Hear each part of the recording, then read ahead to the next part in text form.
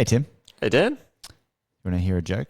I'd love to. Do you know that you can redirect your taxes to pay off your mortgage, and millions of Australians are doing it? Whoa. You're an idiot Are you if you don't do it. trying to say I could have paid my mortgage off in That's exactly what I'm half trying to the say, time? Tim. It's exactly what I'm trying to say. Anyway, find out how after the break. Hi, this is Tim.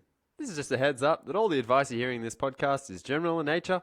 If you want something more specific, then feel free to contact us. Drunk accountant, drunk accountant, drunk accountant, drunk accountant, drunk accountant, drunk accountant, drunk accountant, drunk accountant.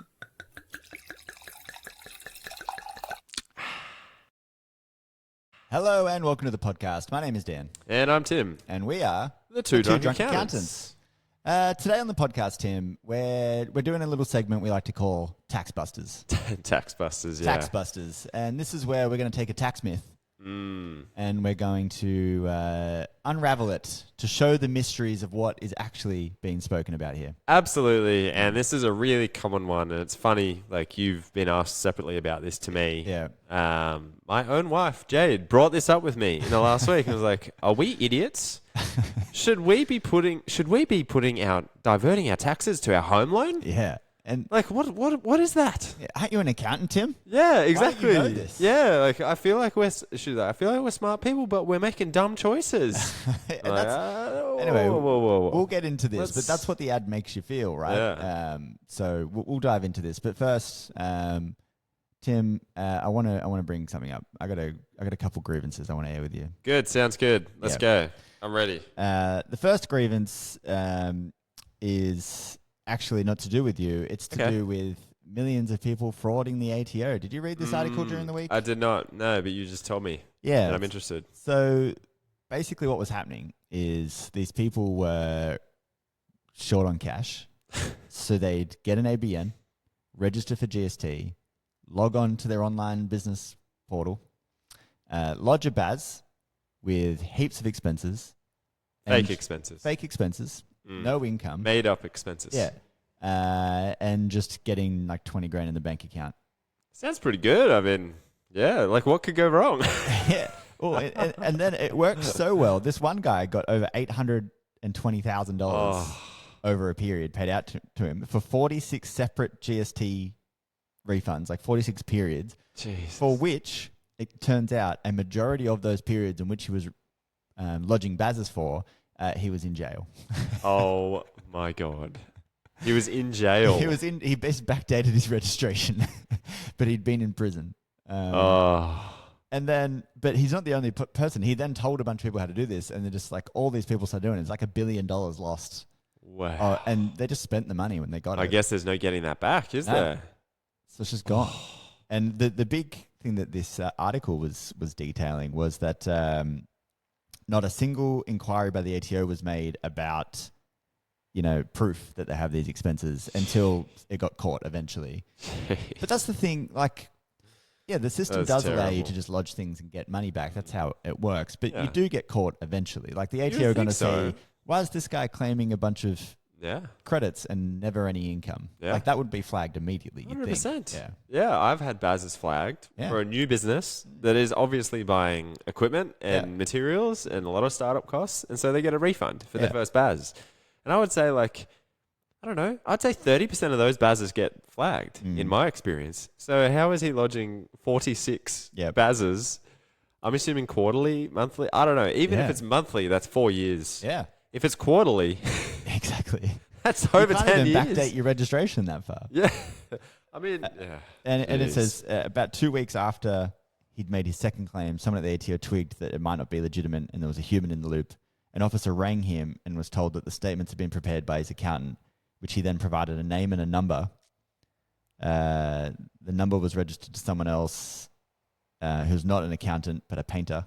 Oh. And then they followed up a letter, which he ignored, and they did nothing. And he bought himself a Porsche and his mum a house. Oh my God. That's so bad. It's bad. That's it's so really, bad. really, really bad. I mean, people There you are, go. it's just fraud. Like, it's just plain and simple fraud. Yeah. I guess he'll be going back to jail? I don't know. Definitely, right? Something like that. Yeah. I mean, that's pretty bad. But Wow. anyway, if you're looking into the two drunk accountants bazzers, it's legit.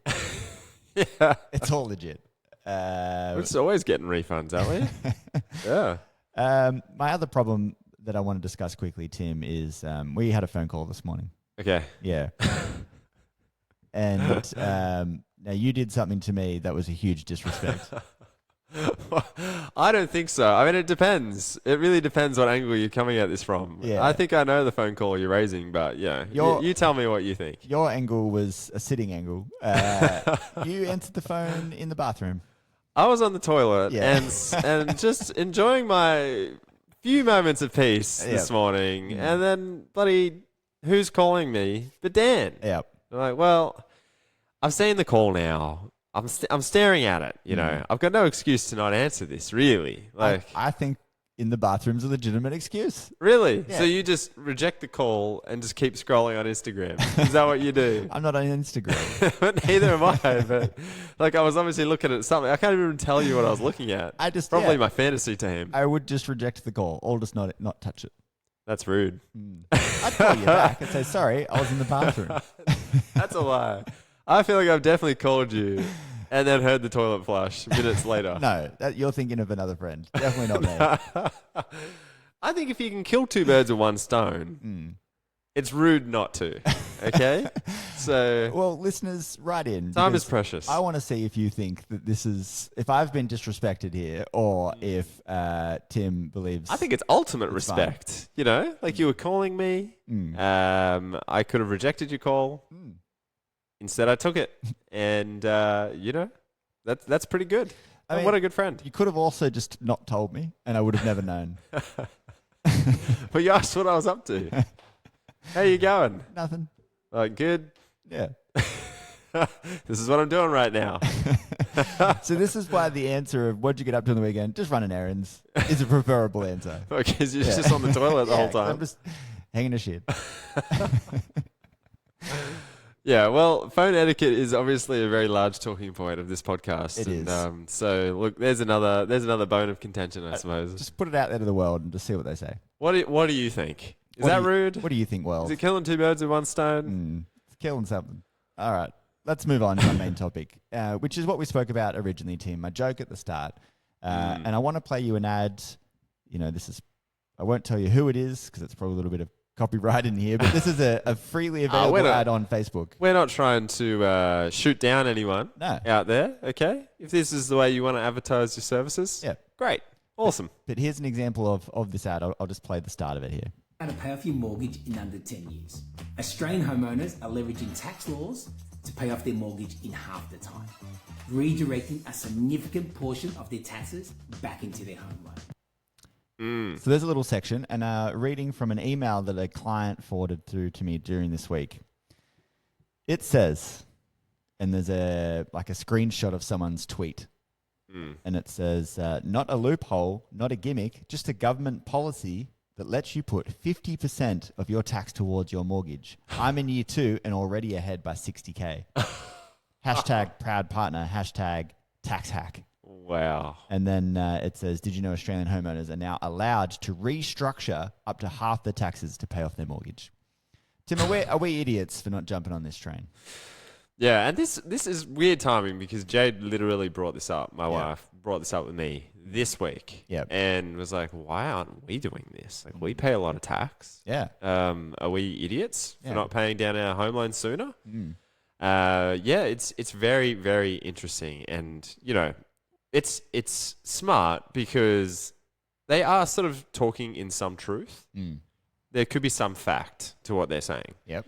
But it's very niche. It's not applicable to everybody. No. And I would argue the people who it's going to benefit. There are other investments they could be making that are like a very highly negatively geared investment potentially. Yep. And they're high income earners. Yeah. You've got to be a very high income earner for this to work for you. Yeah. So we're talking like earning 300 grand a year, let's say. That's a good scenario of someone who, they might be getting ahead a little bit by having a negatively geared property. Yep. Now, is that speaking to The everyday Australian that these ads are being pushed to on YouTube? No. Or And I think my wife who's on maternity leave that's getting advertised this on her Instagram? definitely Crazy. not. Definitely not. And I think what the if we're to stamp this MythBusters style TaxBusters, it would be tax busting, because the way it's presented is you can put your tax that you earn against your mortgage. That's what they've said. That's what they've said, and that's that not is true. false. You cannot do that. It is incorrect. There's no way to do that. Yep. Instead, what they're talking about is to get into debt, negatively gear an investment. In this case, and always in every case, it is a property. Yeah. And to use that negative gearing to reduce your tax and use the saved tax to pay off your mortgage quicker. Yeah. Now, I got to say, the scenario where you find a property Yeah.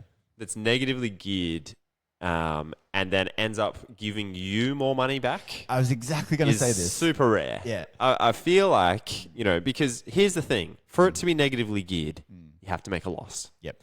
For you to save tax, you have to make a loss on that property. Yep. Now, obviously, to buy that property, you've got to take out a loan. Yep. And a large proportion of the repayment on that loan is not tax deductible because it's repayment of principal. Potentially. Yeah. Now, you could go interest only. Yep. So we can talk about that in a second. But Interest, other outgoings, council rates, all those things come out of this. yeah. And yeah. then depreciation is what they're hoping gets you over Depreciation the line. is probably the big hack here. Yeah. And so, but like, there's a lot of property experts that would say, don't buy brand new property or don't buy off the plan. Yeah. That's a moron's decision. There'd be a lot of property experts that would say that. Correct, yeah. So I can't see how you could negatively gear a property and end up paying off your loan in the short term Quicker. sooner. Yeah. If you don't have a large amount of depreciation. Well, not even that is 100%. 100% correct. And what I think is even further to this point is in the short term, because of that very fact, you're actually going to be worse off. You're going to be worse off. Your mortgage and your savings will be less than what it is in the short term. Now, what they're hoping is that property you've invested in goes up in value by more than the loss you're making each year. That's right. And then eventually when you sell it, you can use the gains from that sale to pay off your mortgage. That's right. Yeah. That's the long-term play here. Yeah, like I understand the principle, and it's not a bad strategy, and it has worked for a lot of people. Yeah. Mainly because in the last 2 decades, the property market's It's been insane. Yeah. gone crazy. Yeah. And it's probably tripled in the last 2 decades, depending on where you live. Yeah. It's tripled, and it's probably outperformed what it would normally do in the last 100 years. But that's the huge assumption underpinning this. Yeah. And I actually met with someone yesterday who was coming in, and they were like, I want to discuss this. Like, they were 50. They're like, I'm going to retire in the next 15 to 20 years. Yeah. I just want to talk about a property investment because I feel like the time might be right now. And is it this simple? Like, I buy a property, and it goes up in value, and then I sell it, and then I pay off the loan, and I pay off my loan left on my main residence, and that's it. And I'm like, yeah, basically it is that simple. Like, but it just feels too simple. And I'm like, yeah, because there's huge assumptions underpinning that. Yeah. And that assumption is that the property is going to double in value in the next 7 to 15 years. Yeah. That is the number one assumption underpinning this. Yeah. And for some properties, they will. Yep. In the next 15 years, they will double in value. For a lot of other properties, they won't. Yeah. Like if you're looking at an apartment in Melbourne, they've gone backwards in value probably in the last 3 to 4 years. So yeah, we haven't seen the full maturity of that. I've got a friend who bought an apartment in Gosford. Yeah. 7 years ago, 8 years ago. Now, since then, on the Central Coast, property values have increased. I'd say probably 100%, like close to. It'd be like 80% Absolutely. in 7 years. Maybe more 8 years. in pockets. Yeah. This is in Gosford, growth area. Yeah, definitely. They bought a $550,000 apartment. They could have bought a $550,000 house. Yep. The apartment still worth $550,000. Yeah. Very nice apartment. Yeah. Nothing wrong with it. The house would be a mill. A house is worth $1 million. Yeah. So I guess my point is here, there's huge assumptions underpinning that message. And not only that, is that exactly what you're saying. If what these investors are trying to, these financial planners or whoever's property developers, whoever's selling you this, Buyer's agents, Yeah. it'll be brokers, real estate agents, Correct. developers. what they're selling you here is a brand new build. Mm. And the only places for brand new builds are often brand new areas. Mm. Now, are they necessarily going to have huge growth? It's unknown.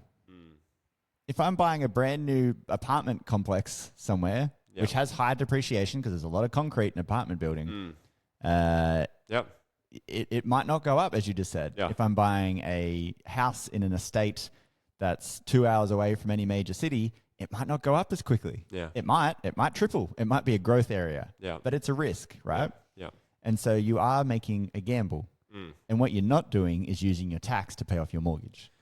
No, that is exactly what you are not doing. Yeah. Like you are certainly saving on tax. Yep. So that is the one bit of truth there. You definitely You save can tax. save tax Yeah. by buying a negatively geared property. And you could use that tax refund to put it off your mortgage. Now, actually, what I saw in one of these ads actually is what they tell you to do is to do a downward variation on your tax withholding rate. Wow. Yeah. And so okay, so that you rather get the than get benefit of the cash during the year. During the year, yeah. And then you put that money into your home loan. Look, not a terrible idea. Save a bit of interest, Yeah. whatever it happens to be. That makes sense, yeah. But you would have to be significantly negatively geared To do that. to do that. Yeah, definitely. Like I'm talking 30 grand of negatively gearing. Yeah. If you're 5-10 grand of negatively gearing, then you're saving a few grand a tax a year. It's not worth downward variation True. to getting an extra $50 No, a week or something. It's not. So you'd have to be earning over $190,000 Yeah. for a start. Yep. Because the tax rate jumps from 37% to 45%. Yep. Over 190. Yep. There's also Medicare levy. Yep. So let's add 2% to that. So 47%, let's say, is the tax rate. So 50%. They've said 50% in the ad. Yep. That's wrong. Yeah. Straight up wrong. Yep. It's the incorrect tax It's a rate. rounding, yeah. So there's that. But then, okay, so in this scenario, if you want a 15 grand tax refund from a negatively geared property, then this person's earning 220 grand Yep. taxable income after deductions. And then they've got a rental loss on paper of 30. Yep.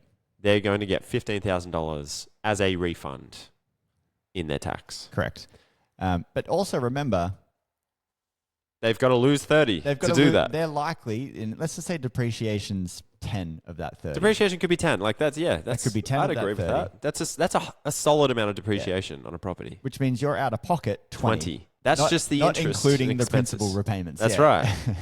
Which you can have an Yeah. interest-only loan. Yeah. Yes, the rates are higher. Yeah.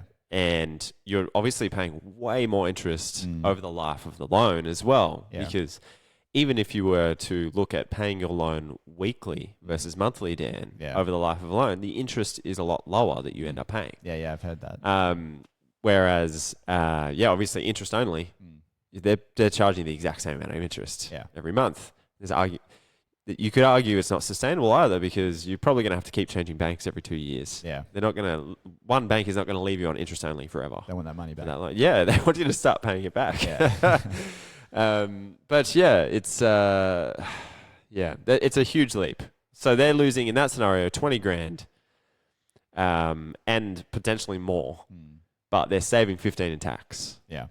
So in the short term, usually you are worse off. You've got to find room in your personal budget to pay for this property, and that's what I don't like about these ads. They don't sell that. They sell the dream of be better off now and better off in the future. Yeah. Exactly. It's not that. It's a lie. And we know investments are long-term strategies Yeah. that can pay off over time, but they've got to work in your budget. You got to know that there is sacrifices. There is no way. There's no magic bullet that'll mean that you basically don't pay for a property and it's worth double in 5 years' time. That's not going to happen. Now, a positively geared property, you will pay more tax on. Yeah, you will pay tax. Yeah. But you're going to have more cash. Yeah, and then, maybe there's less capital growth on that property. Yeah. So, short It's a term, trade-off. that's better. Yeah. Long term, maybe it's worse. Exactly. It just depends. It just depends. And then no one has a crystal ball. No.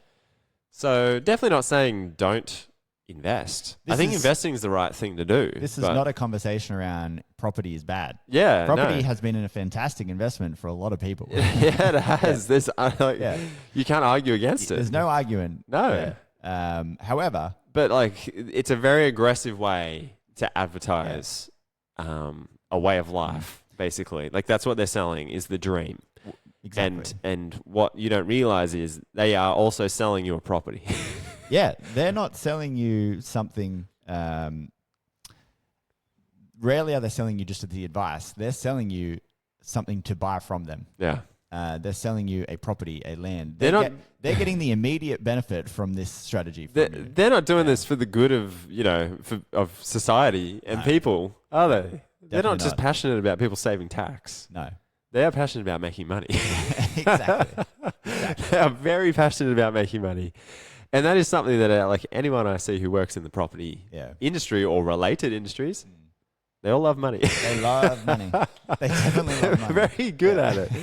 But like property as an investment as well. So let's just talk about that for a little bit. So like he's talking about save tax, pay off your loan in 10 years. Yep. What if you had a 200 grand loan today? Yeah. And you are earning in this scenario, 200 to $300,000. Yeah. Could you not just pay off your loan sooner than 10 years? If this whole exercise is to pay off your loan in 10 years, Yeah. are you actually setting your targets too low there? Like, could you not just save a little bit of money? Like cut some costs out. Yeah. What's one way to grow? One way to grow is to cut costs. Cut costs. Yeah. So could you not just cut some costs? Not worry about the tax because you can't really change the tax without losing money or spending money. And that's not what we want to do. Yeah. And then pay off your loan sooner. Yeah. In that scenario, I think you could. I think you'd probably be better off just paying down the debt. Setting a really hard target of like, in 3 years, I want to pay this loan down. Yeah. And then I'm going to either work less. Yeah. Or I'm going to keep working the way I'm working and aggressively invest in something that isn't debt leveraged. Yeah. Because it's like potentially lower risk to me. And That I can suits just you better. build something up. Yeah. And maybe in 10 years, I would have been further ahead. Yeah. But also maybe after 6 years, I decide I don't want to work anymore. I actually want to work 1 day a week or I want to go get like a casual job somewhere. Yeah. And you don't have to. In the scenario with the property negatively geared, you cannot do that. No. You wouldn't be able to afford your property anymore. No. So which would then force you to sell it, which you might not get the returns back yet. Exactly. That are required for that strategy. Exactly. Yeah. And then there's also, so just talking about property as an investment type, it takes a lot of energy to manage that property. What if the rental person moves out, the renter leaves, and now you're out of income for a few weeks? You lose your tenant for a month or something. That's stressful. And you're negatively geared already. You're out of pocket a lot. Jeez, you're going to get some tax back that year. And then there's also, what if someone squats in your property and doesn't pay the rent and then stays for 12 months? Well, that's potentially 12 months of lost rent. And you're going to try and kick that person out. What if they trash the house? You hear horror stories of that happening. Like, what if you buy one of these off the plans investments and it's just a terrible investment? So like not defects. Not only are you negatively geared, but it doesn't go up. Yeah. So you've literally just lost lots of money. Yeah, or the builder goes bankrupt. Yeah, which happens all the time. That's happened to people, unfortunately. Yeah. So I guess the point of this is there is no risk-free way of investing. They all have risks. They all have pros. They all have cons. I and guess you just need to be smarter and have a longer-term think about it rather than just, how do I not pay tax? I guess what grinds our gears is, there's people out there spruiking property like that. Yeah. And they're allowed to basically give financial advice or what seems like financial advice. Yeah. Then you've got accountants who have been working for a decade or more. Yeah. Can't actually tell a client whether or not they should invest in something like a property. Yeah.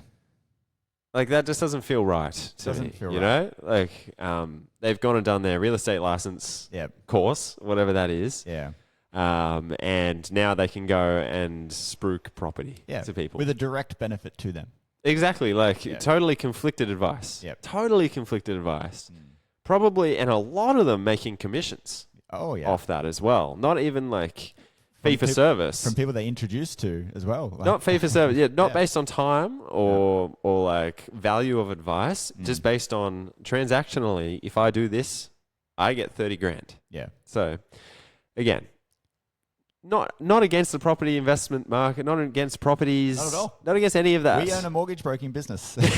Yeah. We're not against this. We just got to. It's just- You just got to understand the There needs to- realities of it. There needs to be a and balanced smart. view. Yeah. Yeah. Like, it just, yeah. Now, flip side of this, Dan. Yeah. Could make huge money.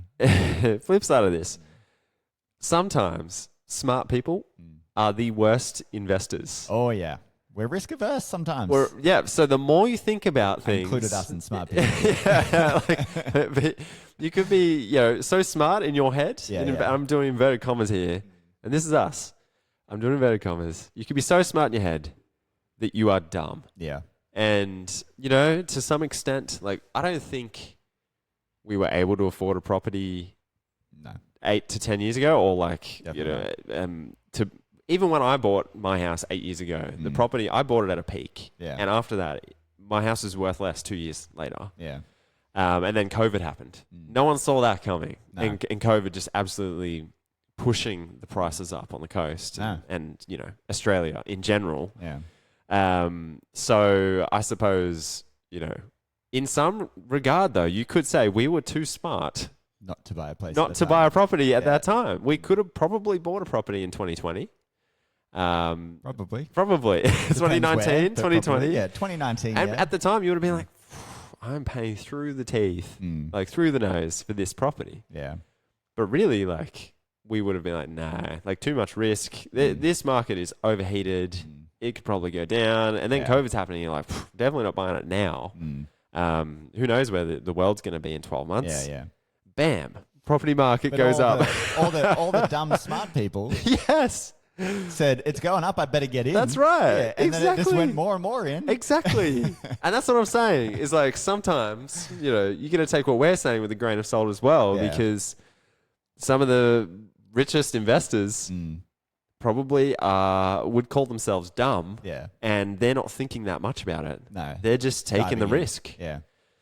And then So you got to weigh that up. my brain does go then, how many of those success stories do we hear versus how many of the people who make big jumps and leaps in and either just float along or go terribly? I know. Probably a lot. But you hear all the good ones and it is annoying. You do hear a lot of good ones, and Yeah. they're like, I had no idea, and here I am with 20 properties, and no debt. And it's like, yeah, but they had a crack basically. Yeah. So You got to give them the props for that. I think like basically you've got to choose what's right for you, Yeah. and you've got to live with that.